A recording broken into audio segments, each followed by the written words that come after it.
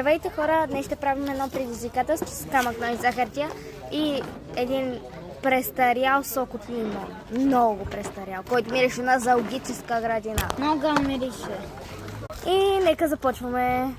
Забравих да кажа 3 пъти правиме и който е повече пъти. Ако сме равни, просто пак играем. Има много малко лимонов сок, за да не ни заболят коремите. Да.